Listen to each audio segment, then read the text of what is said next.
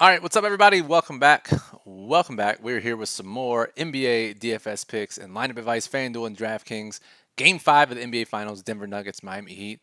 Potentially the last time for the next few months that you will see an NBA stream or hear some NBA advice, unless the Heat can extend the series tonight. So, welcome. I'm Brian Jester, co-founder here at Occupy Fantasy, joined once again, like I have been every single NBA Finals stream, by Chuck Silver, our lead NBA analyst at Occupy Fantasy. Chuck, what's happening, man? Oh, we're doing well. Just, hoping. So something funny, like every time Jimmy Butler said they're going to win the next game in the playoffs, I'm pretty sure they've won. And Jimmy Butler said something about getting back to Miami for game 6. So go Jimmy Butler. I just want the Heat to win so we can at least have another game. I would hope he would say that they would win the next game on the brink of elimination. So we'll see if they can get that done. So again, we're here at 6:30. We'll be here 15 to 20 minutes or so. You guys will drive the stream, ask questions in the live chat box to the right of the YouTube screen, and we will answer them as we go here. And Chuck, obviously we've seen some more price changes as we've seen in between every game so far this series. However, the biggest news that we have to start with tonight is the return of Tyler Herro, who is appropriately priced, I guess, at 5,400. Maybe not appropriately priced, but he is not egregiously priced at 5,400. Talk to me about his return and what it does. Well, I guess first and foremost, how much are you expecting to play? But two, how does his return impact the value for the rest of these guys? So Tyler Herro is someone who I did not get naturally in my first set of lineups. If I want Tyler Herro, I have to put in a minimum exposure or just bump his projection, whatever. We haven't projected for 15 minutes. I wouldn't be surprised if he played close to 20. The thing is, he was supposed to come back a few games ago, and so I think he's been healthy for over a week. I have to think his conditioning is getting ramped up, and he's probably capable of playing 30 minutes. It might be a little weird since it's in Denver, but like I said, we have him for 15 minutes, and at a 15-minute projection, we're playing zero Tyler Herro. But I mean, it's a GPP, and we can still force in a few percent. Put him instead of maybe like Gabe Vincent or Caleb Martin, or even probably not instead of MPJ. But I mean, he's just a pivot. So I think the thing with Tyler Herro is how does it affect everyone else's minutes, and who does it affect? And looking back at the rotations from the play-in game and the first couple playoff games before Tyler Herro broke his hand, I want to say that the minutes are mostly going to come from Max Strus, possibly a little bit of Gabe Vincent. Gabe Vincent's been losing his minutes recently anyway because he's been playing terrible. But maybe Max Strus and Duncan Robinson are the two that he affects the most. I still think Duncan Robinson gets on the court, and I'm still expecting Max Strus to start. And so with Duncan Robinson, it's just if he hits a couple threes in the first couple minutes, he's on the court, or if he's playing well, then he'll stay on the court. But I don't know. It's really tough. If you can figure out what the Heat are going to do with Tyler Herro, then you're going to have an edge on this slate. But that's definitely the biggest thing. So, given all these guys and their dependency on how much or when Tyler Hero plays, are there any rules you would make with Martin, Vincent, Hero, Robinson, Struce as far as limiting the number of guys you'd have in a single lineup? Yeah, the rule that I made, I just put I don't want Tyler Herro, Duncan Robinson, or Max Strus. And that goes for Strus and Duncan Robinson too. I put max one of those players in a lineup, including the captain spot. So I'll never have like Tyler Herro captain, Max Strus flex, or both of them in flex. Just max one of those players: Herro, Strus, and Duncan Robinson. I think. And then just real quick, the other rules I put max one of Caleb Martin and Kevin Love. They're not super negatively correlated, but they're two guys who aren't going to share the court for that long. It's hard to see both of them in the winning lineup. And then Michael Porter Jr. and Bruce Brown are the other two that I don't want together in a lineup. But I think most of the other combos should be okay. Okay, fair enough. Fair enough. Dot Betts is in the chat. Says on the Denver side, you think they target Hero, especially on defense. Think Denver gets those down low switches again and Gordon dominates once more like he did last game. We've seen the size advantage for Gordon play out for most of the series, and he was the optimal captain on DraftKings last game, Chuck. So you think there's any belief that they'll continue to do that? I mean, so with Aaron Gordon, it's so frustrating. First of all, he hit 3 threes in a row last game, but he's shooting an insane field goal percentage during the series. And it's not that he's shooting that well; it's that the quality of his shots are just easy dunks and easy layups. Right. And so that's kind of the offense that Denver's running. He's either and I wish they would do it even more than they are, but Aaron Gordon on the low block while Jokic or Jamal Murray's doing whatever, and then either Aaron Gordon's going to get that easy dump down, or he's going to set that back screen, and MPJ or KCP or someone is going to get that open three. And so it's been working really well. I don't see why they'd go away from it. And in regards to attacking Herro, I mean, who's going to attack Herro? I mean, get the switch with Jamal Murray maybe. Like MPJ is not going to go one-on-one with anyone. Like if they can get Aaron Gordon in the post versus Herro, then sure. But from what I've seen with Denver's game plan so far, I don't know if that's something that they're going to target or anything. And even if it is, I don't know how we would take advantage of that information. So fair enough. Chris in the chat, he says the minutes projections that we have right now, 15 to 20, puts Tyler Herro at just under 9 real life points tonight. Do you like the higher on 6.5 real life points over there on Underdog? I have no idea. I'm not sure I have a straight. Like I told you, I'm not playing him in DFS. So if that matters, like he can score 10 points and still not pay off the 5K. Fair enough. I'm not sure on that one. It's all in the minutes. If he plays 25 minutes, then yeah, he's going to score 7. And if he doesn't, then I don't know. Quality answer that, Chuck. We appreciate that. Keaton in the chat says, do you like Christian Brown, or Haywood Highsmith tonight? Are they both fades? Now, we talked about Highsmith and his game 1 potential GPP play when we did the stream before game 4. We talked about the increase in price on Christian Brown, how you would not have much of him in your lineups last game. And now he scored just 6.25 fantasy points. That paid off. Extremely great prediction there from you, Chuck. He was over-owned in every spot, it looked like. And now he's up to $2,800. Highsmith still $1,200. What are your thoughts on those guys? Have they changed much from game 4?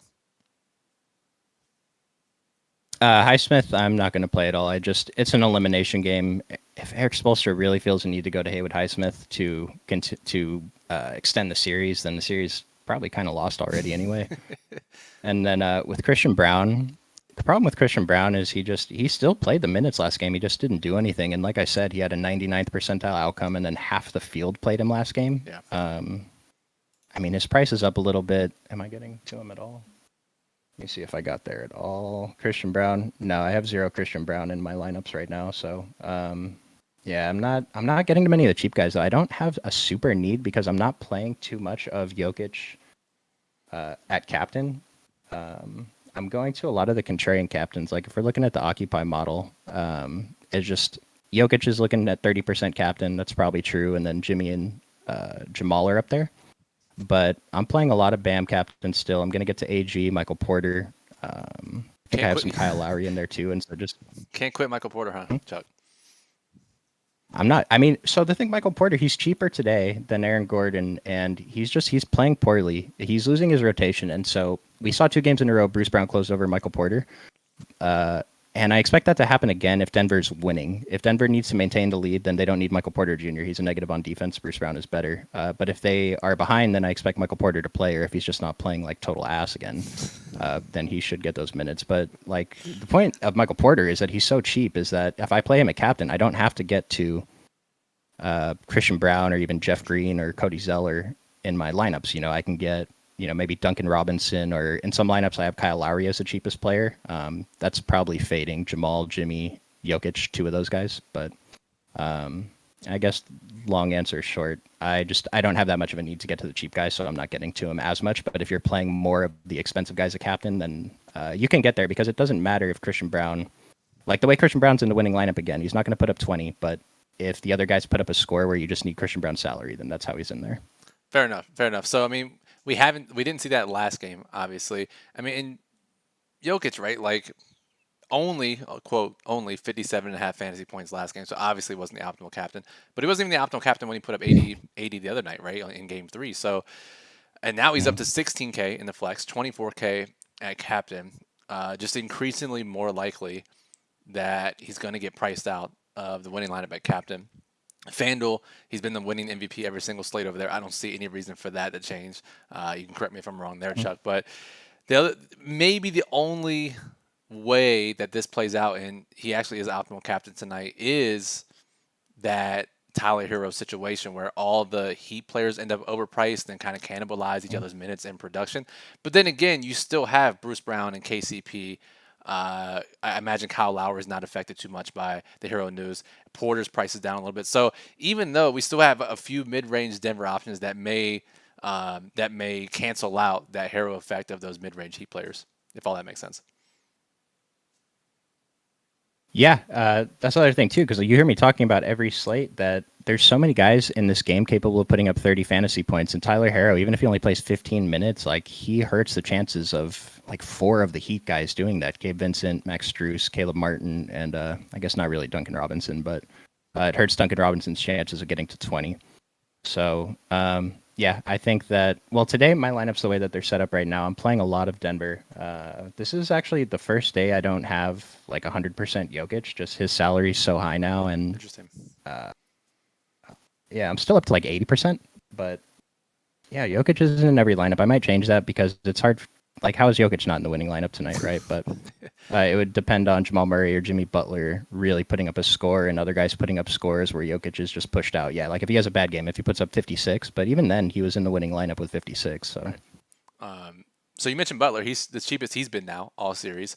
He actually made his way into the optimal over on FanDuel last game for the first time in the NBA Finals. So an elimination game, he said they're going to win.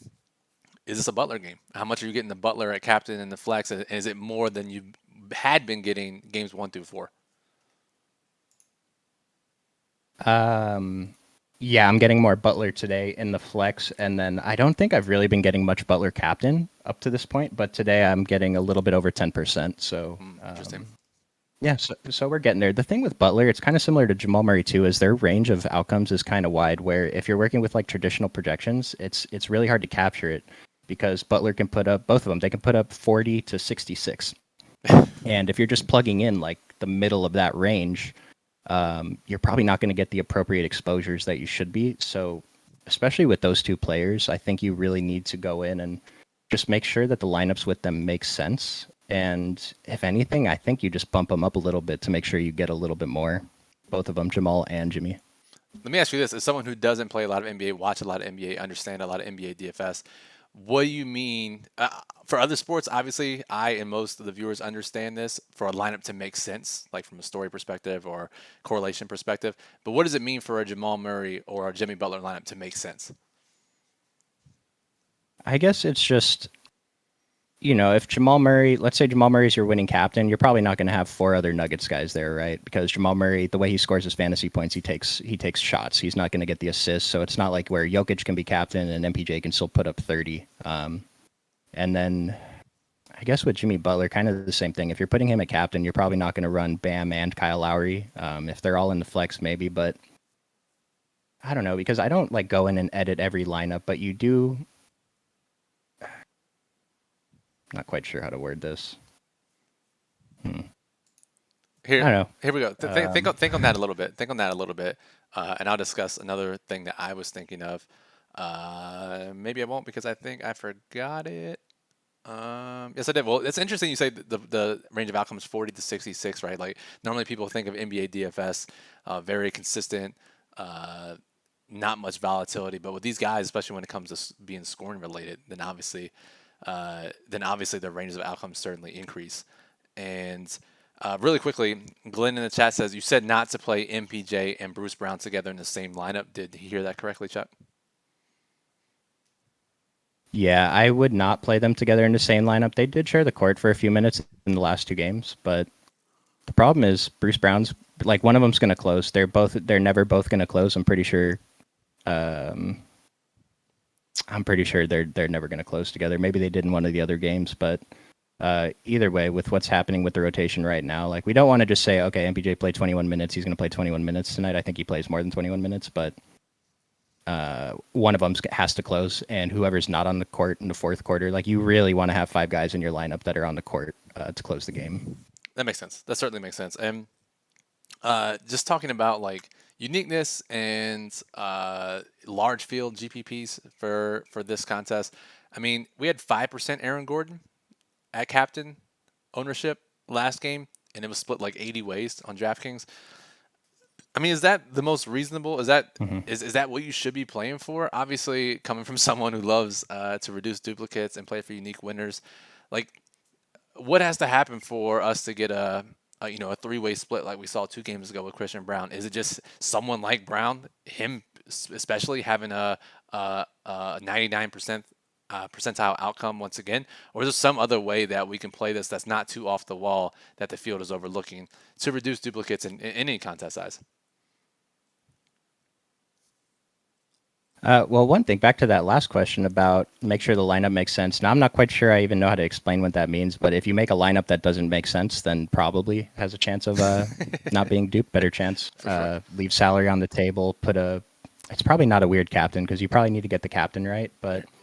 I mean, the easiest way is, for example, if you're using all the salary and you have, say, a player like Bruce Brown in there at 5,200 on DraftKings, and you pivot to Kentavious Caldwell Pope, like it's only leaving 400 on the table, so it's not that much of a difference. But let's say you do something extreme, and instead of Bruce Brown, you play Duncan Robinson, and you leave 2,600 on the table, and you don't do anything with that salary to go to someone else. Like that's probably going to be kind of a unique lineup. Like game one, that $1 million first place, there were actually a few lineups solo shipping first throughout the game that had common captains that you look at the lineup, you wouldn't think like, wow, only one person entered this lineup, Right. but maybe the salary was just leaving a bunch of salary or something like that, or go 5-1 onslaught, something like that. But another thing that Petty Theft said, he's probably the top NBA DFS player in the world, talking about his preparation for game one. Is he expected to be more dupe heavy than usual? And I'm sure it just has to do with the way the salaries are with the players specifically in this game, like mostly Jokic. And so we do want to dupe less, but I don't think there's been a solo winner in any of the recent showdown slates. And so you should expect to dupe, but yeah, if we can get that three-way tie or that three-way split, but I think that was a Christian Brown captain, right? Yeah, that's Maybe good. like a 1% Christian Brown. We saw it happen twice in this series. Highsmith captain game True. one, Christian Brown captain one of the other games, and so it really just depends on how the other guys do. Because that first game Christian Brown went off. I don't even think he was in the optimal lineup. I'm pretty sure the other guys did whatever that he didn't end up in there with his 16 points or whatever he got. So Correct. Correct. So tonight, it's the Jeff Green captain, Chuck. That's how you do it. yeah, sure, yeah.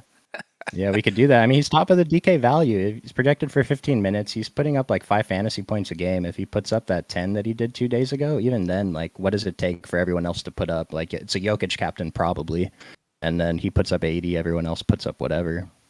Yeah. I mean, could it be that Jokic, Butler, Murray all go off, and you need a cheap captain? Because I remember you were saying a couple streams ago that there was one slate in particular where the winning lineup at some point during the game was a 0 point cheap captain, which I don't Hmm. think we've ever seen. At least not the major showdown slates, but maybe something like that. Maybe all three of these guys go off because that's what you would need to happen if all three of those guys perform relatively equally, and then the mid range kind of flames out. Yeah, exactly what I've been talking about with the top heavy scoring. If, say Jokic, Jamal, and Jimmy all go off and Tyler Herro takes away enough from the mid range guys that no one really does anything. Duncan Robinson puts up 15, K Love puts up 14, and I don't know, Jeff Green. I still don't think that's enough though. Like it's not going to be all three of those guys. It might be two of those guys, but even then, like Duncan Robinson and Kevin Love both put up 20 on the previous slate, and they weren't both in the winning lineup. I'm not even sure if Kevin Love made it. Right. Maybe he did. Bruce Brown and KCP were in there, but yeah, like Duncan Robinson had a great game, and he didn't even make it because other guys had better ones. Exactly. And Jose in the chat says, "Is three studs in one lineup viable?" Which we were just talking about. So, Chuck, I imagine unless Mhm. you're like explicitly building some kind of lineup that tells a specific story, you're not trying to actively put in all three of Jamal, Jokic, and Butler in the same lineup, right? No, I'm looking at my stuff right now and just scrolling through. I have lineups with two of them, but none with of the big four guys: Jokic, Jamal, Jimmy, and Bam. Just scrolling through, I don't see a single lineup that has even three of them. And Okay. so you could build a lineup with three of them and probably get a little bit more unique. But like I said, these mid-range options, even the Nuggets guys that aren't affected by Tyler Herro, Bruce Brown, KCP, both still look great. I know they had good games last time. People might get to them a little bit more than they did, but we should still be getting right back to them, mixing them in. Fair enough. Keaton asked about 3-3 or 4-2 splits for lineups, talking about stacking. And Chuck, I know you mentioned it maybe last stream and the stream before. That's not really something we think about in terms of lineup construction in NBA, but maybe it's more Denver heavy tonight just because of what we talked about, the cannibalization of the Miami players. But if you're building by hand or if you're building through optimizers, I imagine your lineup's going to end up looking that way anyways without consciously doing it. Yeah, right now 55% of my lineups are 3-3, and then 28% are 4-2 in favor of the Nuggets, and the rest are 4-2 in favor of the Heat. I don't have a single 5-1 in my set right now. Maybe that changes later. But I mean, if you're hand building, it's just kind of weird. Like, which one Nugget is it? Jokic, and the way that like 5 Heat versus 1 Nugget, are the Heat just going to blow them out, and Jokic just puts up like 50 and doesn't play the 4? I don't know what it would have to happen for it to be a 5-1 in favor of either way. There's not enough low price guys on both sides. Fair enough. I should say there are enough low price guys on both sides. Correct. Glenn says, is Kevin Love, safe enough or safe for his usual 18 to 20 minutes? What do you think tonight? I don't think so.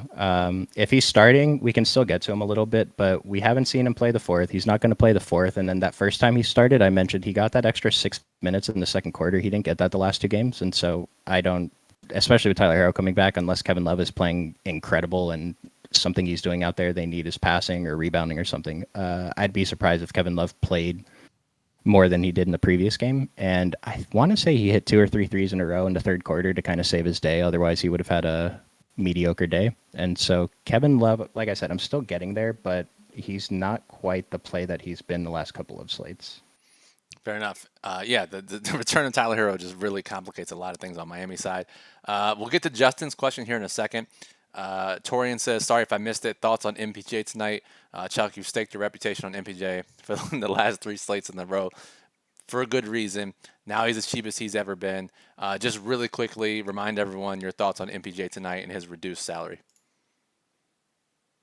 So everyone was out on MPJ last game. They went to Aaron Gordon because MPJ played bad. Aaron Gordon played good in the previous game. And Michael Porter Jr.'s ownership came in like half of what we had projected, which makes like he was an awesome GPP play. It didn't work out.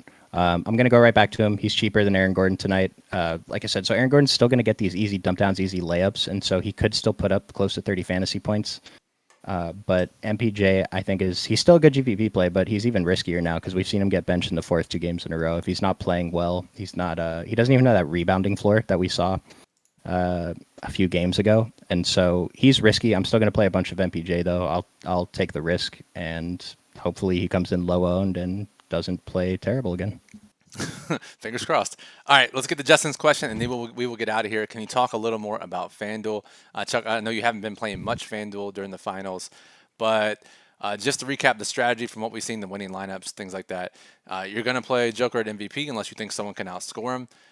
The key here is playing a lower-owned pro or star player. You can also play a low-owned flex player, right? Like a 2%. We saw Christian Brown when he put up 20 points. Generally, those guys don't get into the optimum lineup on FanDuel, just the way the scoring is set up and the way the lineup construction with only 5 guys is set up. But any difference in thoughts compared to DraftKings to FanDuel tonight, Chuck? I'll bring up the Occupy model and we'll look at salaries here for FanDuel. Joker is 19K over there. But again, if he's the highest scorer, you need him. He's not going to get priced out, even if he's 4K higher than Jimmy Butler. Yeah, the only way Jokic is priced out of being the MVP is if Jimmy, Jamal, and Bam all go for 50 plus, and then a couple of the role players do something. Otherwise, Jokic is going to be the MVP. And the big difference, it's the same thing as it was before. Jimmy, Jamal, and Bam are only separated by 1,500 over on FanDuel, where on DraftKings, they're still only separated by 2K, but that 2K is a lot different on DraftKings than it is on FanDuel. And so Bam, stronger play on DraftKings. I still like getting there on DraftKings. They raised his price, but he's fine. On FanDuel, we're still going to get to Bam a bit, but it's weird because his price is so close to Jamal and Jimmy. If you can do something with that extra 1,000, then that's great. In terms of trying to get a more unique lineup, same thing. Just, if you're building one lineup on FanDuel, build your ideal lineup, the lineup that you think is the best lineup, and just either swap a flex into the pro or swap the pro and star. Like I said last time, you're still going to cash if it's the right combination of guys, but you're going to give yourself a better chance at chopping less if it's the less obvious star, less obvious pro play. Absolutely. Tyler Herro, 11K over there. Aaron Gordon, 12K. Are you paying? Would you pay those prices? I know you're playing tonight, but is Tyler Herro just avoidable? Like just X him out completely at 11K on FanDuel? If I was playing on FanDuel tonight, I think I would X out Aaron Gordon and Tyler Herro. Xing out Aaron Gordon is just a GPP leverage play. Like, he's fine to play on FanDuel, but since his price is so close to Bam, like, is Aaron Gordon that close to, like, his expectation is not that close to Bam and Jamal and Jimmy. And so I think I would fade Aaron Gordon on FanDuel, although we've seen, like, his price went up. I don't know if people are still going to get there. If it drives his ownership down, then we can get there a little bit. But if people are still going to play him at this price, I think he's too expensive. Fair enough. And just for the record, Michael Porter Jr., the third best FanDuel value behind Jokic and Jamal Murray in our model tonight. So just prepare for pain once more. So that'll do it for tonight's show. Chuck, very real chance this is the last stream that we have together for NBA. Sounds like you and I will do a best ball stream tomorrow, though. So make sure you guys stay tuned. Click subscribe on the channel to get notified when we go live, upload any new videos. Chuck, any final thoughts? I mean, this could be the last stream of the NBA. Thoughts on how the season went? Content-wise, this is your first season doing content. This has been an excellent season for you overall in DFS. Just final thoughts on the season. Well, this NBA season, I joined Occupy Fantasy. I had my best season I've ever had by a bit. Won more tournaments this season than I have, not the rest of my time in DFS combined, but more than I have in any single season, certainly. Just a great community, friendly community, other people giving their thoughts. It's not just me in the Discord. And so, join Occupy Fantasy. If you're not a member already, you're watching our shows. We have great stuff going on. And, man, we got about, 4.5 months until the next NBA season starts. So I'm already thinking about how to prepare for that, how I'm going to attack next season. But we'll get into it when the time comes. You are better than me because I'm certainly not thinking about that. So, final question: leaving 6,600 on the table, okay? That is unequivocally not okay. I think the absolute most you should leave, Chuck, is like 2,500, but it's got to be real. It's got to make a ton of sense, right? Yeah. 6,000 is nothing. You should never do that. So I didn't super go into my salary stuff today, but my cheapest lineup is only leaving 700 on the table. I have a bunch leaving like 400 to 600 though. Okay, fair enough. So 6,600 is like 1,000 degrees past that. So do not leave that amount, Keaton. All right, guys, that'll do it. Oh, go ahead, Chuck. Yeah, it's too much. Okay. No, it's just 66 is too much. Okay. All right. Thanks for the clarification. All right, guys. If you liked what you saw here, make sure you give us a thumbs up. Helps us out more than you know, and lets us know that you like the content. More importantly, any questions that you have, the game's I believe at 8:30 tonight or 8 o'clock, whatever time it is. You have time to join our Discord server, occupyfantasy.com/Discord. Chat with other members, sweat the game with us. All the links you need. All the links you saw of the tools on screen are in the description below, so make sure you check it out. For Chuck, at Chuck Silver DFS on Twitter, I'm at Brian Jester FF. But from Occupy Fantasy, thank you for listening, and good luck in Game 5 of the NBA Finals. Thanks.